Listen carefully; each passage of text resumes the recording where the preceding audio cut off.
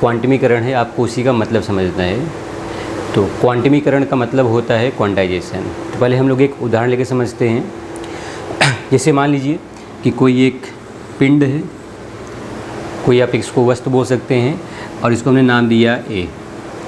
जो हम लोगों ने यहाँ पर पिंड ए लिया हुआ है, मान लेते हैं कि इसके पास कुल आवेश 0 है।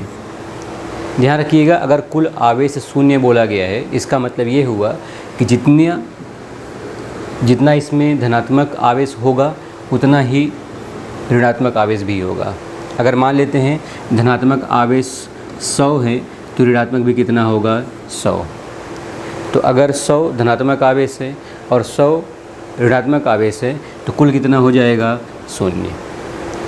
ठीक उसी तरह से एक और पिंड लिया, मान लेते हैं पिंड बी, और इसका भी कुल आवेश 0 है।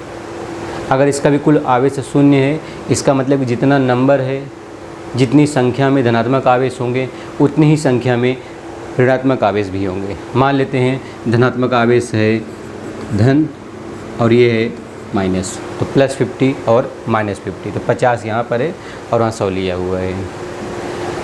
अब आपसे बोला गया कि जो पिंड ए है, आपको यहाँ से पिंड बी में कुछ आवेश का, कुछ चार्जेस का स्थानांतरण करना है। यानी आपको यहाँ से यहाँ पर इलेक्ट्रॉन ट्रांसफ़र करना है, यानी इलेक्ट्रॉन को स्थानांतरित करना है। अब पिंड ए से पिंड बी में कितने इलेक्ट्रॉन को लेके जाना है, ये आपके ऊपर है। मान लीजिए आपको बोला गया कि यहाँ से यहाँ पर 5 इलेक्ट्रॉन जो हैं उनका स्थानांतरण करना है, तो आप क्या करेंगे, 5 इलेक्ट्रॉन को पिंड ए से बाहर निकालेंगे और पिंड बी में ट्रांसफ़र कर देंगे। तो आप बोलेंगे 5 इलेक्ट्रॉन यहाँ से यहाँ स्थानांतरण हो गए, ट्रांसफ़र हो गए। जब यहाँ से 5 इलेक्ट्रॉन बाहर निकलेगा, इलेक्ट्रॉन क्या होता है, इलेक्ट्रॉन जो होता है उसके वो एक तरह का ऋणात्मक आवेश होता है। अगर इलेक्ट्रॉन ऋणात्मक आवेश है, इसका मतलब ये हुआ कि पहले जो यहाँ पर 100 आवेश थे ऋणात्मक में, 100 में से 5 चले गए तो कितने रह गए, अब रह गए 95। तो यानी यहाँ पे कितने रह गए, 95 ऋणात्मक। धनात्मक तो 100 ही हैं, लेकिन जो ऋणात्मक है वो कितने रह गए, 95। अब कितना हो जाएगा, तो अब हो जाएगा +5। यानी जो कुल आवेश पहले 0 था, 0 था, अब वो कितना हो गया, +5। तो जिस पिंड से अगर आप इलेक्ट्रॉन को बाहर निकालते हैं तो वो पिंड के पास कौन सा आवेश हो जाता है, कौन सा आवेश आ जाता है, धनात्मक। अब जो हम लोगों ने इलेक्ट्रॉन यहाँ से निकाला वो पिंड ए से पिंड बी में गया, तो जब यहाँ से यहाँ पर इलेक्ट्रॉन आए तो यहाँ पर पहले से कितने थे ऋणात्मक आवेश, 50। तो 50 यहाँ पहले से थे और 5 और आ गए, तो अब कितने हो गए, -55। तो 55 हो गए, और यहाँ जो माइनस है वो बता रहा है कि ऋणात्मक आवेश है। तो धनात्मक में है 50 और ऋणात्मक में है -55। जब इनको आप देखेंगे तो ये 50 है और ये माइनस, तो कितना आ जाएगा, -5।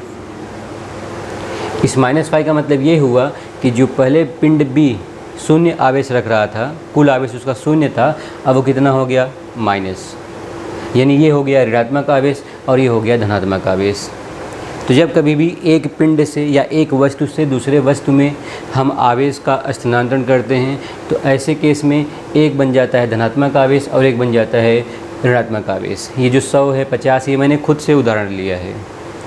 अब अगर आपको यहाँ से यहाँ दोबारा कुछ इलेक्ट्रॉन का ट्रांसफ़र करना है, मान लीजिए कि आपने यहाँ से यहाँ पर 2 और इलेक्ट्रॉन को ट्रांसफ़र किया, 2 और इलेक्ट्रॉन यहाँ से यहाँ स्थानांतरित हुए, तो 2 और यहाँ से जाएंगे तो यहाँ पर दोबारा धन आवेश का मान बढ़ जाएगा और यहाँ पर ऋण आवेश का मान बढ़ जाएगा।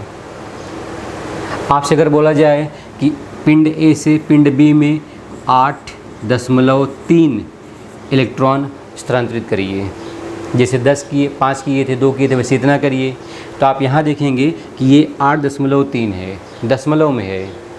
तो ये बात आपको समझ में आएगा कि कभी भी इलेक्ट्रॉन दशमलव में नहीं हो सकते हैं।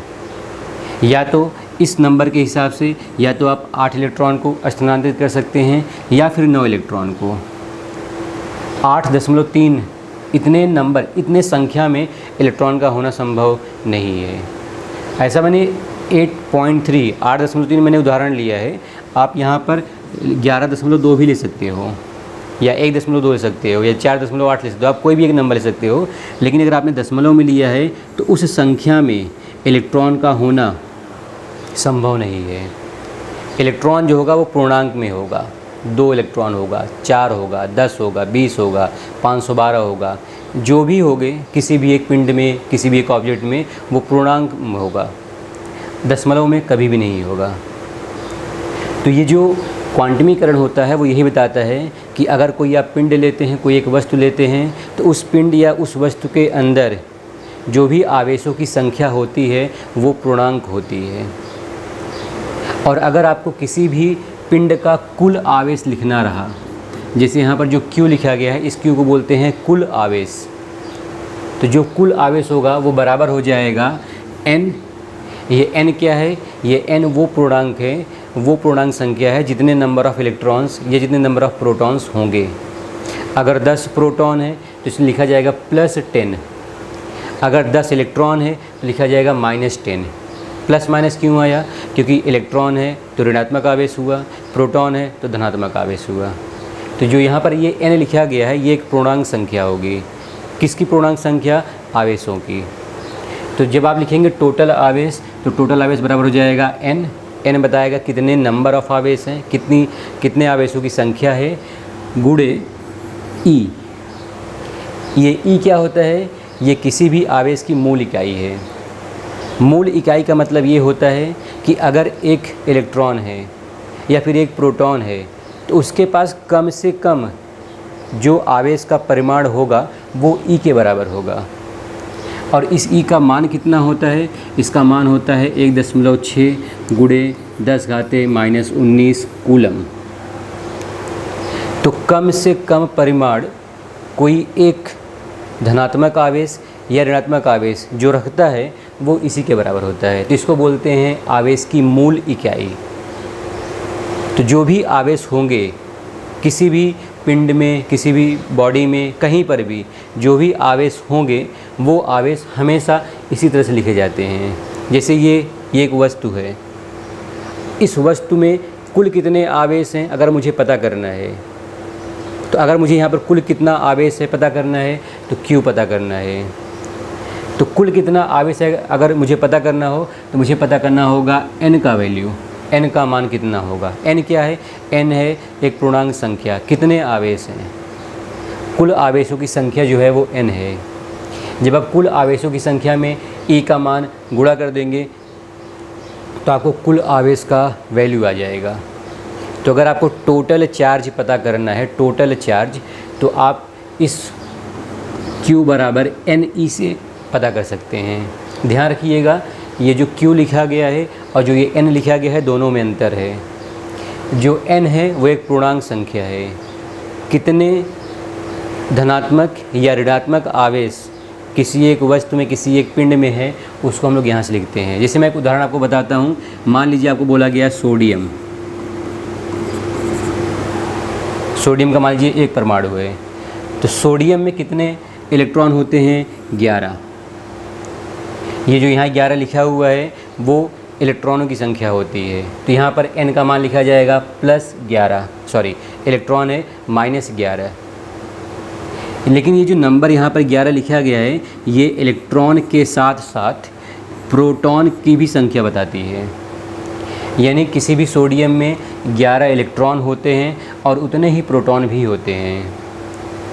तो अगर आपसे पूछा जाए कि बताइए इलेक्ट्रॉन की वजह से कुल कितना चार्ज होगा, तो आप लिखेंगे Q बराबर, इलेक्ट्रॉन बोला गया है तो माइनस, कितने इलेक्ट्रॉन हैं? 11। एक इलेक्ट्रॉन के जो मूल इकाई होता है कितना होता है? E। तो इसको लिखेंगे आप -11 गुणे 1.6 गुणे 10⁻⁻19 कूलम। तो ये हो गया इलेक्ट्रॉन की वजह से कितना आवेश है। किसके लिए? किसमें? सोडियम। अगर आपसे बोला जाए कि जो प्रोटॉन होते हैं उनकी वजह से कुल कितना आवेश होगा, तो आप लिखेंगे प्रोटॉन के लिए। प्रोटॉन कौन सा आवेश होता है? धनात्मक होता है, तो आप लिखेंगे धन। कितने प्रोटॉन्स हैं? 11। तो ये जो n है वो 11 हो गया। उसके बाद E का मान, E का मान कितना होता है? 1.6 गुणे 10⁻⁻19 कूलम। अगर आप ये और ये नंबर को मिलाएं तो आपको दिखेगा कि ये नंबर और ये नंबर सेम है, जो मान ये है वही मान यहाँ पर भी है। यहाँ पर है ऋण और यहाँ पर है धन। जब दोनों को आप जोड़ेंगे तो कुल कितना आ जाएगा? 0, क्योंकि ये धनात्मक में है और ये ऋणात्मक में है। जब आप इन दोनों को, प्रोटॉन की वजह से जो भी आवेश है, इलेक्ट्रॉन की वजह से जो भी आवेश है, आप जब इनको जोड़ देंगे तो कितना आ जाएगा? 0 आ जाएगा। इसलिए आप बोलते हैं कि कोई जो परमाणु होता है उसके पास कुल आवेश 0 होता है, वो न्यूट्रल होता है। तो जो न्यूट्रल होता है वो इसी वजह से न्यूट्रल होता है।